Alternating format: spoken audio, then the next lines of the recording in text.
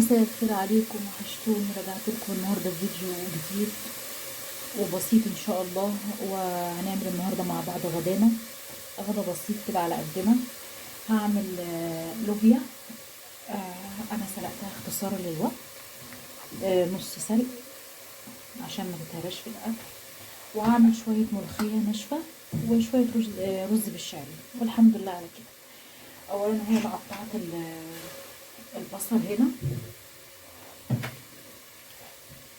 اهو، وهنا حته سمنه صغيره هنا عشان احمر فيها التومه، وهنا حته سمنه برضه صغيره. وهكمل بزيت طبعا عشان السمنه غاليه، فمش هينفع احط ده كله سمنه.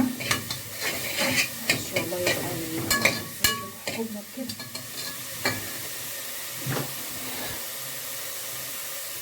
هنا هنزل بالتومه.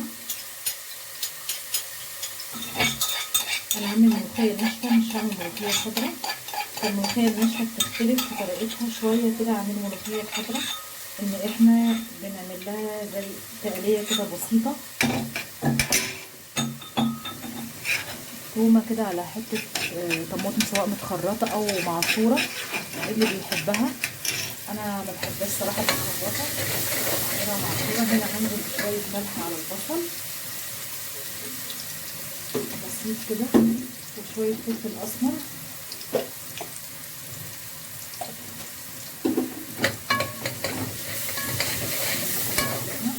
والملوخيه زي ما حضراتكم شايفين كده اهو.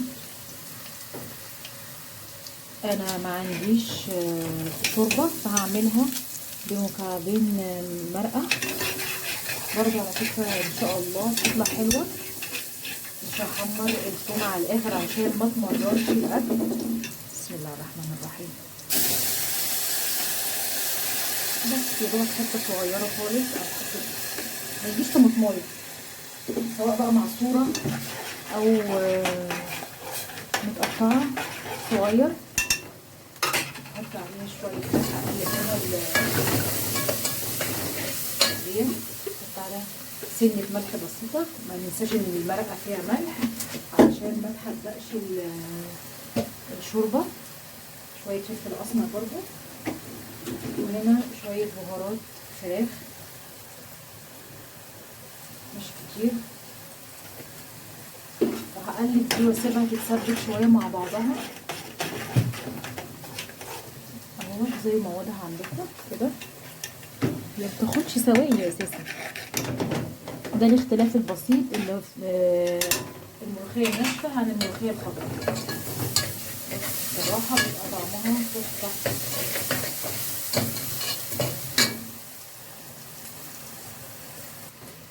هنا الصلصه اتسبكت، فانا هزودها شويه ميه تغلي كده وتتسبك مع نفسها. واول ما تغلي هنزل عليها بمكعبين المرقه، وكده شبه جاهزه الملوخيه. هنا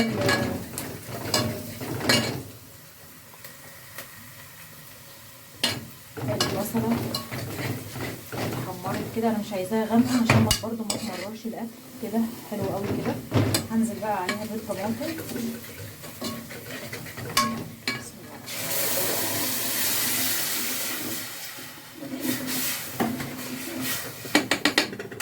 هنزل عليها بورق اللورة،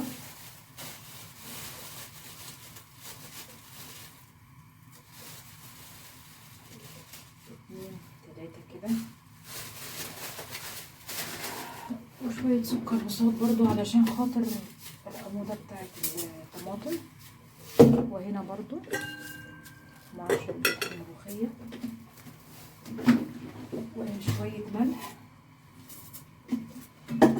وفلفل أسمر وبابريكا، إن موجود مش موجود خلاص مش هتفرق، بس بس هي وظيفتها هنا بتحمر الطماطم وبتدي طعم حلو قوي. بس بهارات بس كده. اقلب واسيبها تتسبك شويه مع بعضها، بس مش هسبكها على الاخر علشان انزل باللوبيا تاخد بقى وتدي مع الصلصه، الاتنين ياخدوا من طعم بعض وتبقى اللوبيا طعمها حلو. فهتغلي غلوتين كده. انا طبعا سلقه اللوبيا مش سلق كامل، اقل من نص سلقه يعني. بصوا لسه ناشفه اهيت علشان خاطر تاخد بقيه سواها في الصلصه، واسويها كده على نار هاديه ويبقى طعمها حلو ان شاء الله. وشويه كده هرجع لكم تاني. كده اللوبيا خلاص اهيت المنظر ده كده. انا هعمل الملوخيه الناشفه والطشه بتاعتها. التركه الثانيه بقى في الملوخيه الناشفه اللي هي بتحتاج سنه ثوم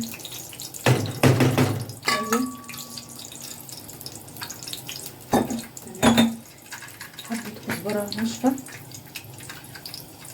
يبقى اول حاجه احنا قلناها ايه بقى؟ الملوخيه الناشفه بنحمر لها حته تومه مع طماطمايه متقطعه او طماطمايه مضروبه في الخلاط زي ما تحبي، اللي هي زي تسبيكه صلصه كده بسيطه. والتركه التانيه ان احنا بنحط فيها شويه كزبره نيه مع شويه تومه برضو نيه مدقوقه. تمام. وهنا نحمر التومه تحميره كده بسيطه، وهنزل دلوقتي بشويه كزبره ناشفه. بحب الكزبره فيها كتيره.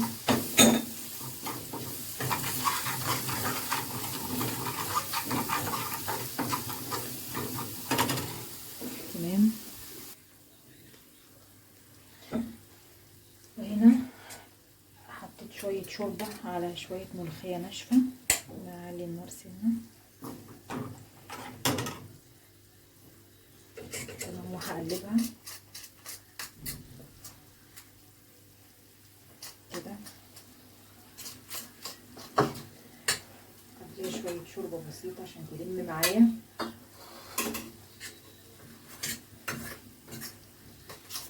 كده يا جماعه زي ما انتم شايفين بالطريقه دي اهي اتقلبت كلها مع بعضها، وهنزل بيها. بسم الله الرحمن الرحيم.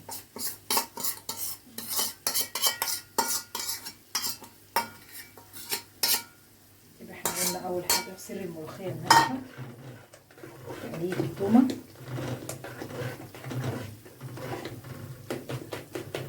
نقلب كده بالمضرب. وطماطمايه متقطعه او طماطمايه مضروبه في الخلاط. دي اول تركه. تاني تركه تومه نيه كزبره نيه في الشوربه.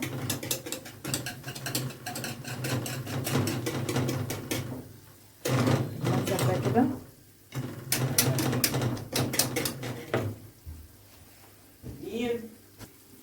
كده اهي دوبت الملوخيه اهي.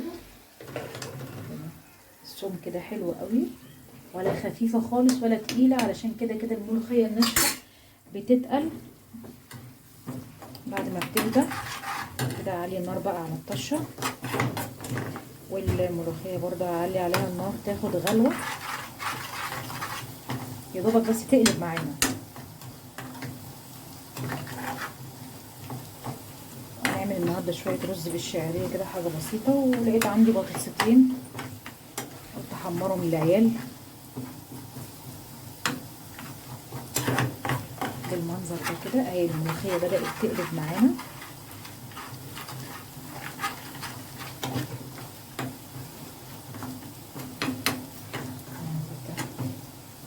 كده عايزه اقول لكم الطريقه دي بتاعت الملوخيه الناشفه كانك بتاكلي ملوخيه خضراء، ريحه وطعم تحفه.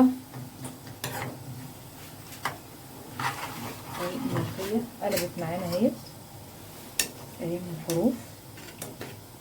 خلي بالكم ما تقلوهاش عن كده، علشان لما بتقليها عن كده الملوخيه لما بتهدى بالذات الناشفه بتتقل قوي كده. بسم الله الرحمن الرحيم.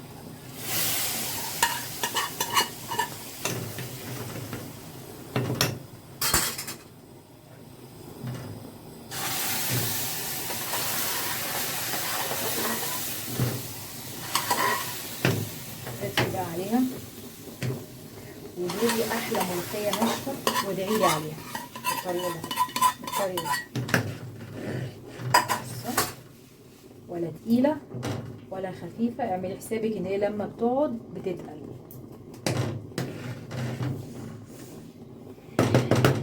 ودلوقتي هنعمل بقى شويه رز بالشعريه مع بعض. هعمل الشعريه، حمر الشعريه. عندي وحدتين بطاطس كده احمرهم بدل ما هما مركونين كده على جنب.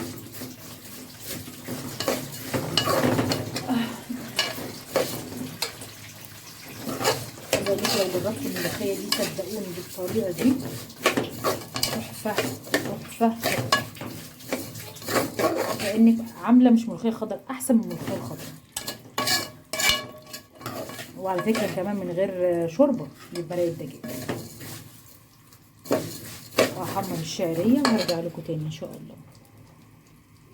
كده خلاص اهي الشعريه اتحمرت عشان ما اطولش عليكم الفيديو. كده هنزل بقى بالرز. بسم الله الرحمن الرحيم.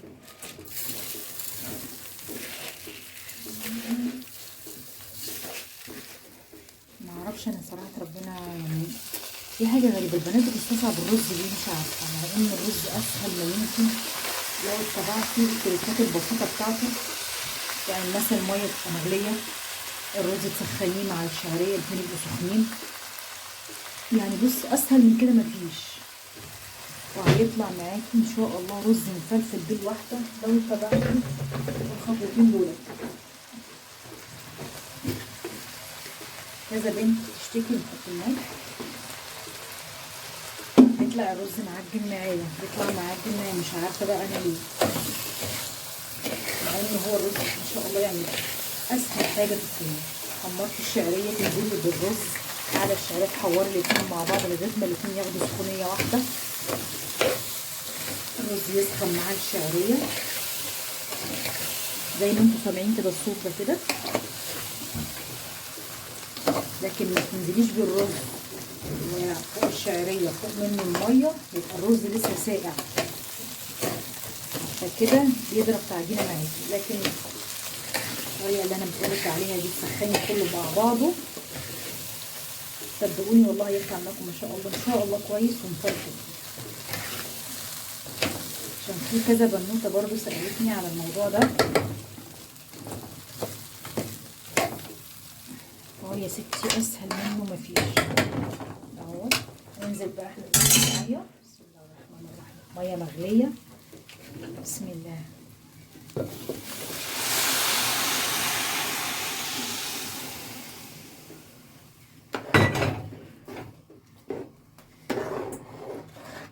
اظن بقى مفيش اسهل من كده الرز، مش معضله يعني ولا اختراع عشان البنات الصغيرين يستصعبوه. لا ده بيعجل مني، لا ده ما بعرفش اعمله، لا مكاني، لا اماني، لا ابسط منه مفيش. اهو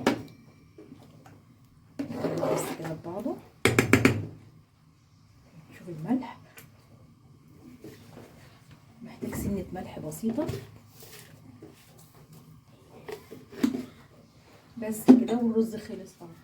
5 دقايق كده يتشرب الميه، و5 دقايق بعدها وطفي عليه بس. ايه بقى المشكله اللي في الرز؟ انا بقى مش عارفه.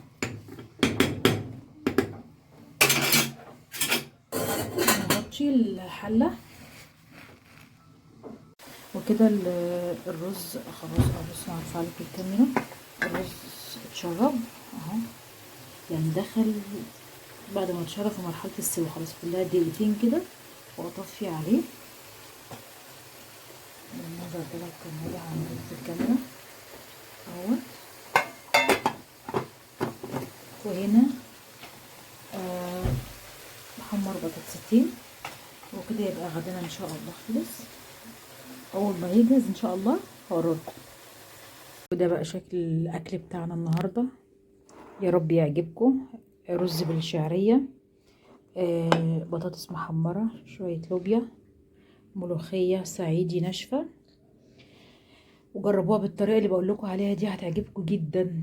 وشويه سلطه. وما تنسوش بقى الاشتراك بقى في القناه وتفعيل زر الجرس ليصلكم مني كل جديد. كانت معكم سحر في المطبخ، بحبكم، باي باي.